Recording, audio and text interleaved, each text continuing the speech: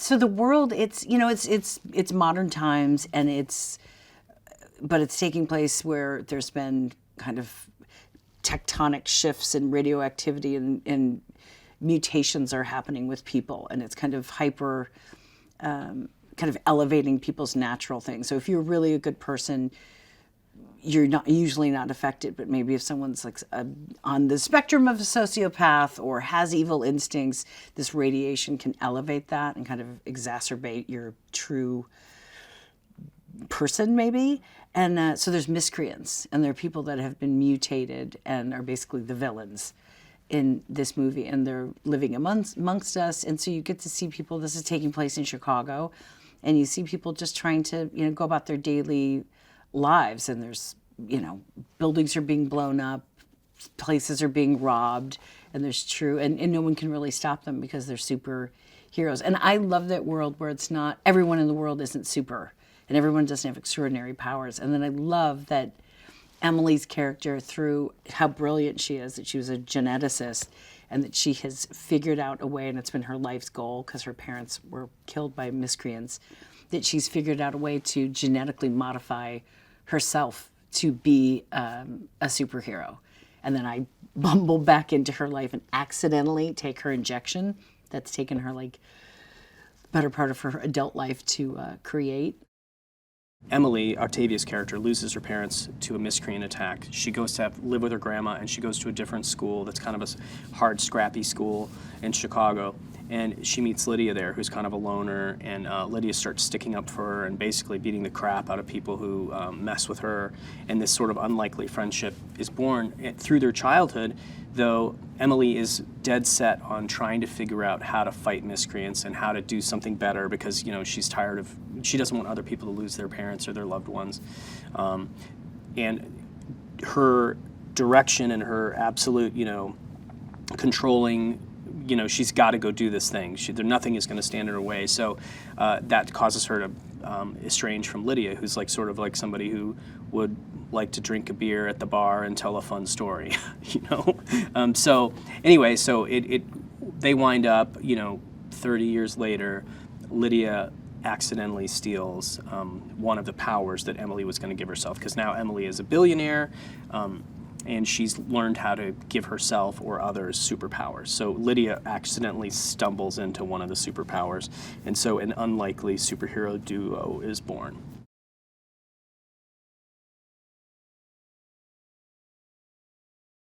Getting to be bionically strong is pretty fun, because you just start to think of, you're like, well, if I accidentally punch someone, like, it's not going to just hurt them, they're going to go across the room. Or if I like go to do a handle on a door, like, it's going to be destroyed. Like, I love watching someone, since I've acquired my superpowers, I love watching somebody stumble through it, because I always think that's the fun of it. A lot of times you're just automatically really cool and in possession of yourself, but I'm like, if overnight, if over like a couple of months, you become able to lift like a semi truck, you're gonna fall down a bit trying to do it. So Ben really leaned into it in the script of like, let's see how you learn to become a superhero, which I thought was really fun. Well, I was supposed to get both powers, super strength and invisibility.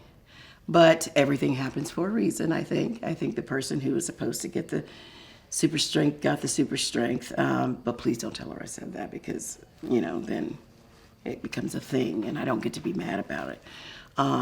But invisibility is good. I mean, who wouldn't want to be invisible? My character became a crab due to an unfortunate thing that happened on his honeymoon. He was skinny dipping with his new bride, and they were swimming over a radioactive coral reef. You have to watch out for those. They're around. There's not a lot of them, but he and she found one, and up from this radioactive reef jumped a radioactive crab, and got him on his. Yeah, so I play a character named the King, That's his title. That's what he wants to be called. Not king, but the king. And he is a very, very wealthy shipping magnate.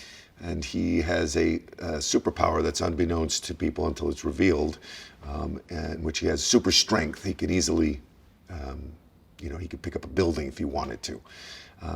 And because of his wealth, he is able to gather together what are called the miscreants, who are kind of the bad guys in the movie who have superpowers.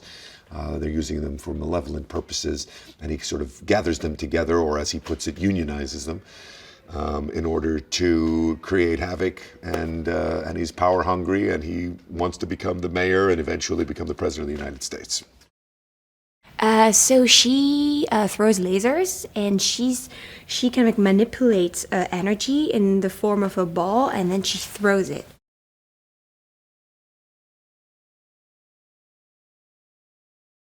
We've all had friends that we were really close to as kids, and you kind of float away.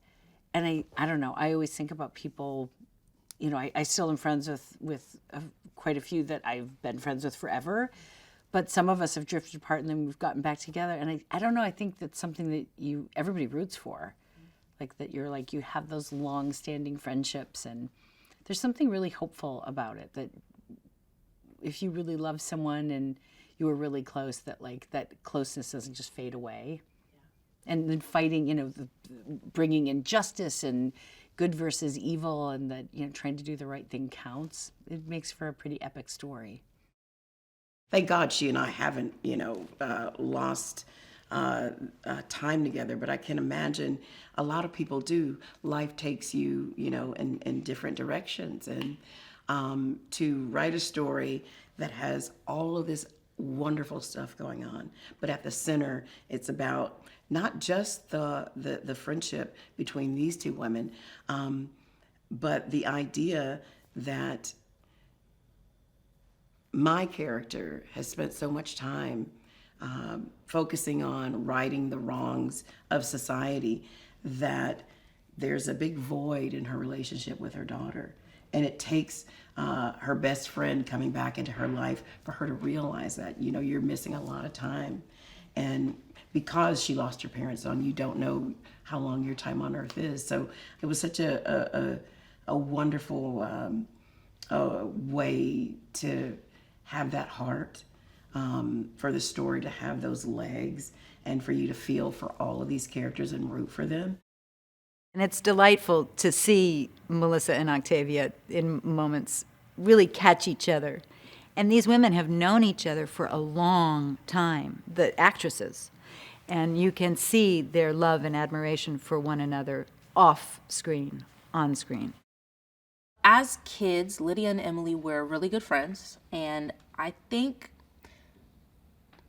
Emily took life really seriously because she always wanted to honor her parents, and she always wanted to live up to what people expected. And I think Lydia never really lived like that. I think she lived in the moment, and I think that's where the two differed. And later in life, they come together, and Lydia's traits and Emily's traits merge almost. You can almost see some sort of, they come together as one. And I think it's really interesting to see how living in the moment with a little bit of structure can create a really, really great friendship.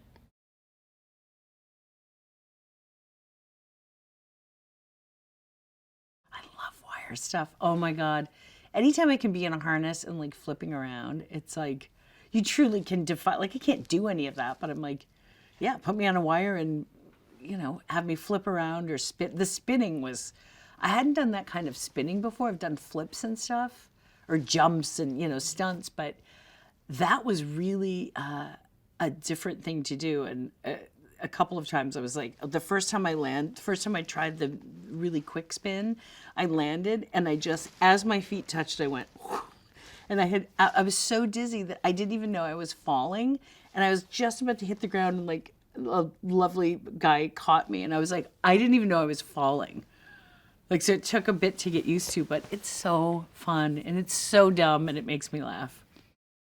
Well, Melissa wants to do too many stunts. And I always have to tell her, you're not doing that one. And she's finally getting, because we have the most amazing stunt teams, and Wally Garcia and Lance, they've done an amazing job, heading our teams. And then we have Lucy Romberg, who's one of the best stunt people in the world, and she's Melissa's stunt person. So sometimes I'm like, Melissa, you really want to jump into that thing? And I got Lucy, and she's a parkour champion, and she's standing right here, and it's on her back. And Melissa will finally be like, okay, I'll do it. Octavia shows up on set before anybody. She's in, you know, I'll just be trying to figure out a shot, and she's like, hey Ben, how you doing? And I'm like, she's in her super suit, she's camera ready, and I'm like, the cameras aren't even up yet, what do you, and she's like, no, I just like to feel the space, and I'm like, so I end up talking to her for a while, and I do all these, you know, first and second team rehearsals at the same time, because, you know, there she is, and she wants to do it. But it carries through in all of her work and all of Melissa's work that they're just both so prepared that of course they want to do their stunts, or at least understand completely how the stunt works, so they can, you know, fill out their side of it and make it work nicely. So it's been, I think this is definitely the most stunts Octavia's ever done, so I think she's had a ball doing it so far. It was really fun to work with the stunt team. You know, I love to watch the visuals, and you know, they create the scene already with the stunt people, and they show how the superpower, how the laser is going to be thrown in which direction and what would look cool, and you know, and so there is a discussion, and there is like some tweaks that we make, and you know, it's I love doing that. I love, like, you know, like fight stuff. It's really fun.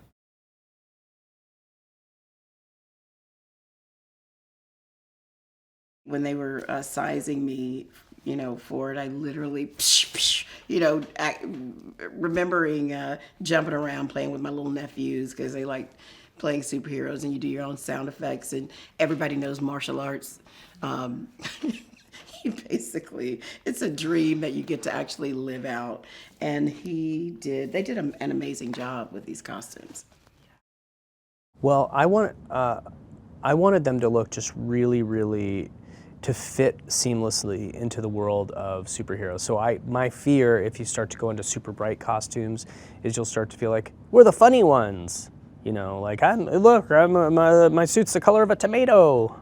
I'm the tomato, which, by the way, Thunder Force 2, the tomato. But we wanted it to just feel really, really real. So, you know, that starts to get into the grays and the blues and the darker hues. And Jose is so effortless with that. I mean, I think, you know, they were doing Black Panther's outfits and all this stuff where they all looked so incredible. So we sort of told him, Melissa and I were sort of talking to him about, we just want it to look really, really real. We want him to look really fierce, but also like a billionaire was able to create these suits with the help of these geniuses, and he caught on pretty easily. He's really good at it. I love my super suit. I didn't know if it was going to be comfortable or tight, because I don't know how these things work. The closest thing to a super suit I've had is a Party City outfit when I was 9. So I think this is cool, and I can maneuver. Yeah.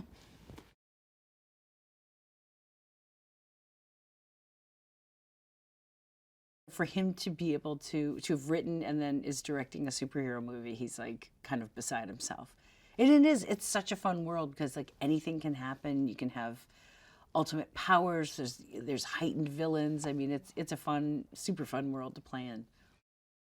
Ben is one of my best friends, and loves what he does, and that's a bit infectious on the set. He's one of the kindest people you'll meet, and that sort of permeates the set as well, and it's just a really nice, comfortable, easy place to work, and that's a lot of what a director can and should do, and it just comes real easy to him. So Ben Falcone, I know, was a big comic book fan growing up, so I know he'd always wanted to write a story like this. Of course, putting Melissa in the lead was a no-brainer for him, and I know Melissa wanted to work with Octavia. They both did. And so I think it fulfilled a couple of things for him. His sort of childhood dream of writing a superhero movie, and getting to write it in a mixed comedy genre with the superhero genre, I think was really something he wanted to do, because we don't see it very often. And it also allows him to do what he does best, which is you know, work with a gang of performers who he knows are funny, who he could be very fluid with. It was really, really great to work with Ben, and he gives you a lot of freedom, and he gives you new ideas and many ways to do the scene. And you know, he just really allowed me to bring my weirdness and my craziness, and with so much love and trust. Hey, stay with me for more on comedy movies. Now, famed comedy director Todd Phillips, responsible for such classics as Old School and The Hangover, quit his role as director on Borat when he received death threats shortly after filming the rodeo scene. Concerned for his safety, Phillips didn't feel comfortable continuing with the film. Remember to click here below to subscribe and tap the bell to always receive the latest trailers.